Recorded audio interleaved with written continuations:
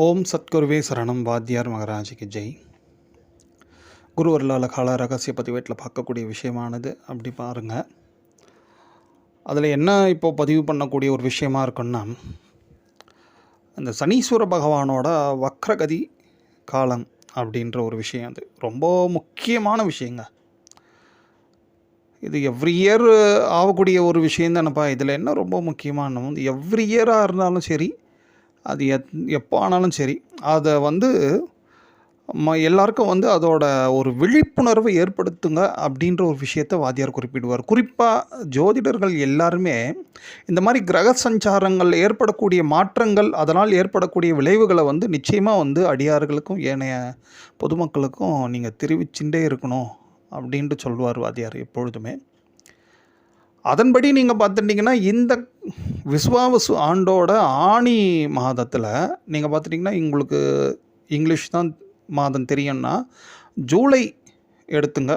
2025 ஜூலையில் ஞாயிற்றுக்கிழமை 13ஆம் தேதி அன்றைக்கி காலையில் ஒரு 8-9 மணிக்கு சம்திங் அந்த டைமில் திருக்கணிதப்படி சுவாமி சனீஸ்வர பகவான் வக்ரகதியில் சஞ்சாரத்தை மேற்கொள்கிறாரு. அது எந்த நட்சத்திரம் அன்றைக்கி பார்த்துட்டிங்கன்னா அவிட்டம். அதுதான் ரொம்ப ஹைலைட்டே. ஏன்னா ஒவ்வொரு வாட்டியும் சுவாமி வக்ரம் போது ஒவ்வொரு விதமான பலன்கள், இன்னும் கொஞ்சம் சொல்ல போனோம்னா பாதிப்புகளும் உண்டு. ஏன்னா சுவாமியோட வக்ரம்னாலே பாதிப்பு தான். எப்பேற்பட்ட ஜோதிடராக இருக்கட்டும், அதில் ஒரு புதுசாக ஒரு நல்ல விஷயத்தை கண்டுபிடிச்சி இவ்வளோ சுப நடக்கும். அதாவது சனீஸ்வர பகவான் வக்ர காலத்துலேருந்து ஒருத்தரும் சொல்லவும் முடியாது, ப்ரூவ் பண்ணுறதும் வாய்ப்புகள் மிகவும் குறைச்சல். ஏன்னா இவரோட வக்ரம் மட்டும் அப்படி ஏனைய கிரகங்களோட வக்ர காலங்கள்லாம் ஏதேனும் ஒரு பாதிப்பு இருந்தால் ஒரு நன்மையும் நடந்துட்டு போயிடும். பட் ஆனால் சுவாமியை பொறுத்த வரைக்கும் முழுக்க அந்த குறிப்பிட்ட ராசிக்காரர்களுக்கு எல்லாருக்குன்ட்டு இல்லை, குறிப்பிட்ட ராசிக்காரர்கள் பார்த்துட்டிங்கன்னா, நீங்கள் சிம்மத்துக்கு அஷ்டமமாக இருக்கும். அதுக்கப்புறம் நீங்கள் பார்த்துட்டிங்கன்னா கும்பம் ஓரளவுக்கு பரவாயில்ல, ஏன்னா அவங்களுக்கு 2ஆம் இடமாக போயிடுறாரு. ஆனால் மீனத்துக்கும் மேஷத்துக்கும் கொஞ்சம் அதிகப்படியாக தான் இருக்கும். மற்றவங்களுக்கெல்லாம் பிரச்சனை இல்லையான்னா, நிச்சயமாக இதோட விளைவுகள், இதோட தாக்கங்கள் எல்லாருக்குமே இருந்துகிட்டே இருக்கும். ஒட்டுமொத்த உலகத்துக்கும் இருக்கும். ஆனால் லேசாக இருக்கும், இவங்களுக்கெல்லாம் அதிகமாக இருக்கும் அப்படின்னு ஒரு வாத்தியார்.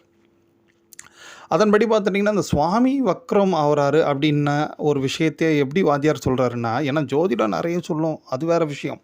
வாத்தியார் தான் நமக்கு ரொம்ப எப்பயுமே இம்பார்ட்டன்ட்.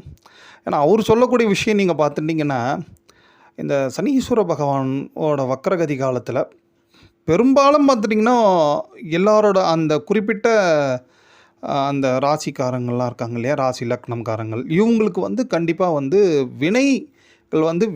வினைகள் வெளிப்படும். மீன்ஸ் என்னென்னா, அவங்க இது காலம் சேர்த்து வச்ச அறியாமல் செய்த பாவங்கள் அத்தனையும் அதோட பலன்களை அனுபவிக்கக்கூடிய காலம்தான் அது அப்படின்னு வாத்தியார். அதனால் சனீஸ்வர பகவான் படுத்துகிறாரு, அவரு தான் ரொம்ப கொடுமைப்படுத்துகிறான்னு தயவு செய்து நினைக்கவே கூடாது. அவங்க பண்ணதை அவர் சுட்டி காட்டுறாரு. அதை எடுத்து காட்டி, பாருப்பா நீ இதெல்லாம் பண்ணியிருக்க, இதுக்குரிய பலன்கள் இதுன்ட்டு அந்த நியாயாதிபதி, அவருக்கு பேர் சனீஸ்வர பகவான், அந்த நியாயாதிபதி தீர்ப்பு கொடுக்கக்கூடிய நாட்கள் எதுன்ட்டு பார்த்துட்டிங்கன்னா, நிறைய பேர் நினைப்பாங்க 7.5 வருஷமும் நம்ம அவ்வளோதாண்டா ஆண்டு. கண்டிப்பாக கிடையாது. 7.5 நிறைய பேருக்கு திருமணம் நடக்கும், குழந்தை பிறக்கும், வேலை கிடைக்கும், தொழில் தொடங்குவாங்க, எவ்ரிதிங் நடக்கும். பட் ஆனால் அந்த தீர்ப்பு நாள் எதுன்ட்டு பார்த்துட்டிங்கன்னா, அது வக்ரகதின காலம்தான். சனீஸ்வர பகவானோட வக்ரகதி காலம்தான் தீர்ப்பு நாள். இது கொஞ்சம் புதுசாகவே இருக்கும். இது வரைக்கும் யாராவது சொல்லியிருக்காங்களா தெரியல குருவர்களால். அடின்னு இது அனுபவங்க, வேறு ஒன்று. கடந்த ஒரு 25 ஆண்டு கால ஜோதிட பயணத்தோட ஒரு அனுபவங்க இது. கூடவே வாத்தியாரும் அவரோடையும் ட்ராவல் பண்ணுறதுனால இது எல்லாமே கன்ஃபார்ம் பண்ணிட்டு தான் உங்ககிட்ட சொல்கிறது. ஸோ அது மாதிரி இந்த தீர்ப்பு நாளில் என்ன பண்ணலாம் அப்படின்ட்டு வாத்தியார் சொல்கிறாருன்னா, வழக்கம் போல் இயந்திர கதியாக இப்போ ஒரு ஆஃபீஸ், நம்ம இந்த ராசிக்காரங்க குறிப்பாக ஒரு ஆஃபீஸ் போகிறோம், வெளியில் போகிறோன்னா, எப்பொழுதும் போலவே அசால்ட்டாக இல்லாமல் எப்பொழுதும் கொஞ்சம் கூடுதலாக கவனம், கொஞ்சம் இந்த ரட்சைக்குரிய மந்திரங்கள் இல்லை ஏதேனும் விஷயங்கள் எல்லாமே பண்ணிக்கணும். அவங்கள ப்ரொடெக்ட் பண்ணுற மாதிரி என்னெல்லாம் கவச்சங்கள் பண்ண முடியுமோ பண்ணிட்டு இருக்கிறது நல்லது. ஜஸ்ட்டு ஒரு 5 மாதம் வக்ரமாக தான் இருப்பார். இருந்தாலும் 3 மாதம் தான் கொஞ்சம் அதிகமாக இருக்கும். குறிப்பாக பார்த்துட்டிங்கன்னா, இப்போ இந்த ஆனி மாதம்ன்ட்டு பஞ்சாங்கத்தில் இருந்தாலும் 20 நாள் 25 நாள் முன்னாடி இதோட விளைவுகள் வந்து அந்த ராசிக்காரங்களாம் அனுபவிச்சுன்னு தான் இருப்பாங்க. அதே மாதிரி ஆவணி மாதம் முடியும்போது இந்த பிரச்சனையெல்லாம் கண்டிப்பாக அப்படியே கொஞ்சம் கொஞ்சமாக குறைஞ்சிரும். அது வேறு விஷயம். ஸோ அப்போ இந்த காலங்களில் எல்லாருமே விழிப்போடு இருந்து வழக்கம் போல் வேகமாக இல்லாமல் நிதானமாக, ஏன்னா சுவாமி வந்து அவர் எப்படி சஞ்சாரம் பண்ணுவாரோ ரொம்ப நிதானமாக இருப்பாராம். அவருக்கு அதனால தான் நிதானமாக இருக்கிறவங்கள ரொம்ப பிடிக்குமா அவருக்கு. வேகமாக யார்கிட்டையும் பேசிடாமல் இருக்கணும், எதையாவது கொஞ்சம் அவசரப்பட்டு எந்த காரியத்தையும் செய்யாமல் இருக்கக்கூடிய ஒரு காலங்கள் தான் சனீஸ்வர பகவானோட வக்ரகதி காலம். அதில் முக்கியமாக இந்த துன்பங்களுக்கு வந்து நம்ம பார்த்துட்டோம் இல்லையா, அது கூட சுவாமி ஏன் அப்படி அதெல்லாம் எடுத்து எவ்வளோ கிரகங்கள் அவங்கவுங்க இப்போ கம்முன்னு தானே போகிறாங்க, இவரும் அப்படி போயிருந்தால் நம்ம நிம்மதியாக இருக்கலாமே யோசிக்கலாம். இவருக்கு இன்னொரு பேர் ஆயுள்காரகன். இவர் தான் வந்து இந்த ஆயிலை வந்து மோஸ்ட்லி நிர்ணயம் பண்ணுறது, ஆயில் நீடிக்கிறது, இந்த வேலையெல்லாம் சுவாமி கிட்ட தான் அவர் பரிபாலனை பண்ணுறாரு வச்சுங்களேன். அப்போது இவர் ஏன் இப்படி பண்ணுறாருன்னா, இந்த நம்ம பண்ண வினையெல்லாம் துன்பமாக நம்ம கொடுக்குறாருன்னா, இந்த வினையெல்லாம் துன்பமாக நமக்கு வெளிப்படலைன்னா என்ன ஆகும் தெரியுமா, ஒரு உயிர்காரகத்துவம் பாதிக்கப்படும். அதாவது வந்து நம்மளோட உறவுகளோ இல்லை நம்மளுக்கே சரி தான், ஏதேனும் உயிர் சம்பந்தப்பட்ட கண்டங்கள் பிரச்சனைகள் வந்துடும். ஸோ அதனால தான் பொதுவாகவே ஒரு விஷயம் ஒன்று உண்டு. இது பாருங்கள், நம்ம ஃபஸ்ட்டே பார்த்தோம் அவிட்டோன்ட்டு. இந்த அவிட்டோன்றது சனீஸ்வர பகவானோட கர்ம நட்சத்திரம். அது இந்த புனர்பூசம், சுவாதி, அவிட்டம் இதெல்லாம் இந்த 3மே வந்து சனீஸ்வர பகவான் கர்ம நட்சத்திரம். இந்த நட்சத்திரக்காரங்கள் நீங்கள் மோஸ்ட்லி பாருங்களேன், அவங்க எப்படி இருப்பாங்கன்னா, பொருளாதாரத்தில் ரொம்ப டாப்பாக உயர்ந்திருந்தாங்கன்னா அவங்க ஃபேமிலியில் யாராவது அதாவது அவங்க சொந்தங்கள் இல்லை அண்ணன் தம்பிங்கள் இல்லை அவங்களுக்கே கூட கொஞ்சம் இள வயது ஏதேனும் ஒரு எதிர்பாராத மரணங்களை வந்து அவங்க சந்தித்து பார்த்துருப்பாங்க. அதுக்கப்புறம் தான் ஒருவேளை ஒரு சிலரெல்லாம் பொருளாதாரம் ரொம்ப கஷ்டப்படுறாங்கன்னா அவங்க வீட்டில் யாருமே எதுவுமே பிரச்சனை, இந்த உயிரிழப்பு எதுவுமே இருந்திருக்காது. மோஸ்ட்லி இந்த சனீஸ்வர கர்மா நட்சத்திரங்களுக்கு இது ஒரு பொதுவான விதி. அது ஜோதிட விதி தான் அது. ஆனால் இங்கே ஒரு பெரிய விஷயம் ஒன்று உண்டுங்க. அதாவது ஏன் சுவாமி அப்படி பண்ணுறாரு அப்படி பார்த்துட்டிங்கன்னா, அதீதமாக முடியாத பட்சத்தில் தான் அந்த மாதிரி அந்த ஜீவன் இந்த கர்மாவை அந்த துன்பங்களை தாங்க முடியாதுன்னும் போது தான் அவர் அந்த உயிர் பிரியிற ஒரு விஷயமே ஏற்படும்.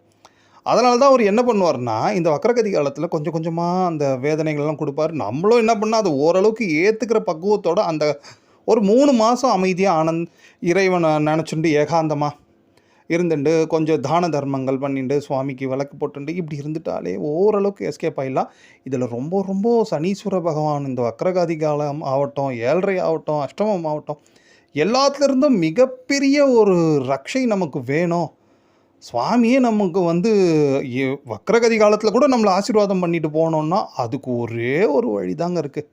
அது தாங்க தர்ப்பணம். நிறைய பேர் யோசிப்பாங்க, தர்ப்பணத்துக்கும் சனீஸ்வரருக்கும் என்ன சம்மந்தம் பார்த்துட்டிங்கன்னா, அவர் 10ஆம் வீட்டுக்கு அதிபதிங்க காலபுருஷனுக்கு.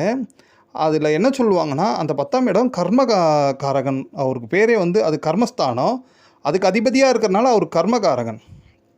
இந்த கர்மன்ற விஷயமே என்னென்னா, பொதுவாகவே தொழில், செயல், வேலை எல்லாமே இருந்தாலும், ஆனால் இந்த கர்மான்றது தான் நம்ம முன்னோர்களுக்கு செய்யக்கூடிய ஒரு விஷயத்தையும் கர்ம காரியம் அப்படின்ட்டு தான் சொல்லுவோம்.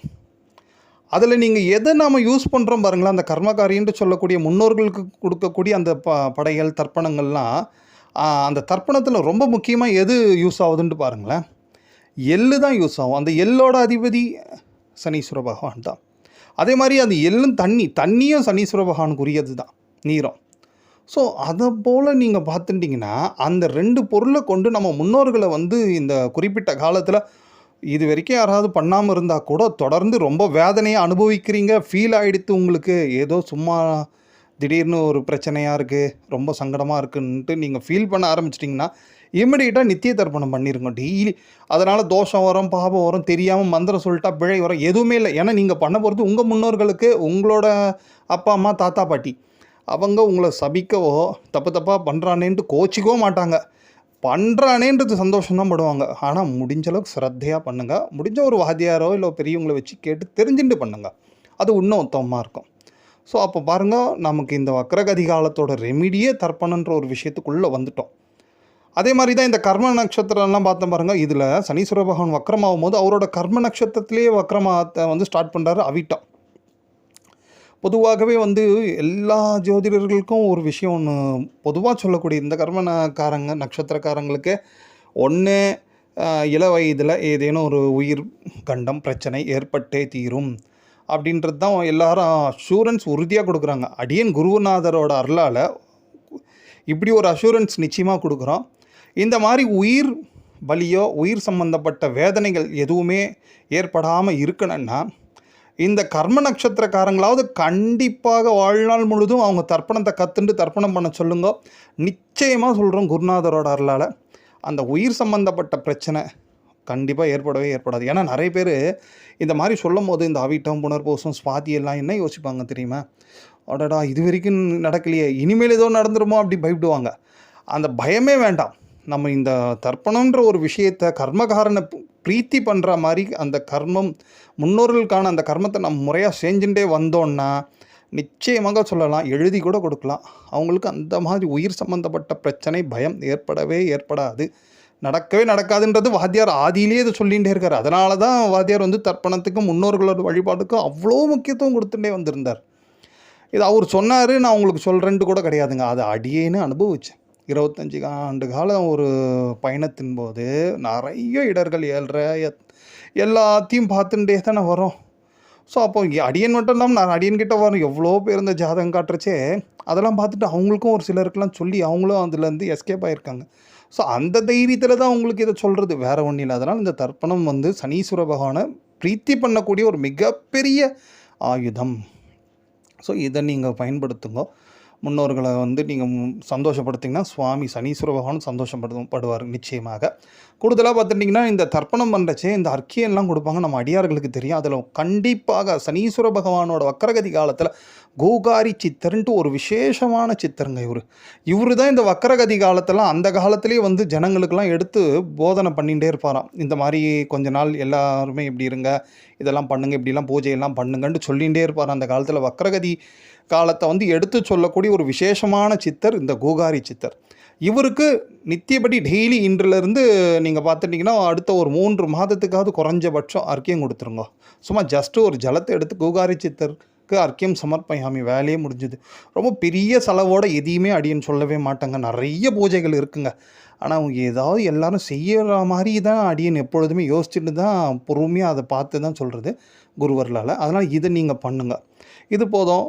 பொதுவாகவே நீங்கள் வழக்கமாக இந்த எள்ளு சம்மந்தப்பட்ட தானங்கள், நல்லெண்ணெய், எள்ளு உணவு அந்த மாதிரி பண்ணுங்கள். குறிப்பாக பார்த்துட்டிங்கன்னா இந்த ஊனமுற்றவங்களுக்கு இதெல்லாம் உங்களுக்கு தெரிஞ்ச விஷயந்தான். மோஸ்ட்லி சனிக்கிழமையில் இந்த மாதிரி இந்த ராசிக்காரங்கள் லக்னக்காரங்களாவது அட்லீஸ்ட் செருப்பு போடாமல் இருங்க. சனிக்கிழமை ஒரு நாள் கோயிலுக்கு போகும்போதாவது செருப்பு போடாமல் இருங்க, இங்கே வீட்டில் இருந்தே போகும்போது கூட. தென் யாராவது செருப்பு இல்லாமல் இருந்தால் கண்டிப்பாக செருப்பு வாங்கி கொடுங்க சனிக்கிழமையில். இதுவும் ஒரு மிகப்பெரிய ஒரு ரெமிடியாக நிச்சயமாக இருக்கும் குருவர்களால். ஸோ ஆக மொத்தத்தில் ஏனைய கிரகங்களோட வக்கர சஞ்சாரத்தை விட இந்த நியாயாதிபதியோட வக்கர காலம் அது வந்து ஒரு தீர்ப்பு நாள். அந்த தீர்ப்பு நாளில் நம்ம பண்ணது தான் நம்ம அனுபவிக்க போகிறோம். இருந்தாலும் அதை அனுபவிக்கிறதுக்கூடிய ஒரு தைரியமோ ஒரு சக்தியை நமக்கு வேணும்னா அப்படி பார்த்துட்டிங்கன்னா அது வந்து நம்ம முன்னோர்கள் தான் நமக்கு அதை கொடுக்கணும். அவங்களுக்குரிய அந்த வேலை பார்த்துட்டிங்கன்னா தர்ப்பணம். ஸோ இந்த தர்ப்பணம் ஒன்றால் தான் சனீஸ்வர பகவானோட கெடு பார்வை அப்படின்ட்டு சொல்லக்கூடாது. நம்ம பண்ணதாக அவர் எடுத்து காட்டுறாரு, நம்ம பண்ணதையே நம்ம அதாவது நம்ம எப்படி சொல்கிறதுன்னா, நம்ம ஒரு வீக்காக இருந்தால் நம்மளால் ஒரு 10 கிலோ தூக்க முடியாது. நம்ம ஒரு ஸ்ட்ராங் ஆகிட்டோன்னா அந்த 10 கிலோ ஈஸியாக தூக்கிட்டு போய் வச்சிடலாம். ஆனால் நம்ம 10 கிலோ தூக்கி தான் ஆகணும், சுவாமியோட உத்தரவு அது. ஆனால் நம்ம ஆல்ரெடி வீக்காக இருக்கிறோம், எந்த விதமான ஒரு புண்ணிய சக்தியும் இல்லாமல் போது இந்த 10 கிலோ தூக்கும் போது ரொம்ப சிரமப்படுவோம். ஆனால் இந்த மாதிரி தர்ப்பணன்ற ஒரு விஷயத்தை நாம் மேற்கொண்டோம்னா நமக்கு வந்து அதீதமான வலிமை கிடச்சிரும். அந்த கர்மாவை ஈஸியாக அனுபவிச்சிடும். அந்த 10 கிலோ ஈஸியாக எடுத்துகிட்டு போய் தூக்கிட்டு போய் வச்சுருவோம். இதுதாங்க இது ஒரு சின்ன எக்ஸாம்பிள். ஸோ இதை மாதிரி தான் இந்த தர்ப்பணம் பண்ணுறதுனால சனீஸ்வர பகவானோட கெடுபார்வையிலேருந்து நம்ம தப்பிக்கணுன்ற விஷயம் கிடையாது. அவர் கொடுக்கறத தைரியமாக ஏற்று ஃபேஸ் பண்ணி அடுத்த லெவலுக்கு சீக்கிரமாக மூவ் பண்ணி போயிடுவோம் குருவர்களால். ஓம்.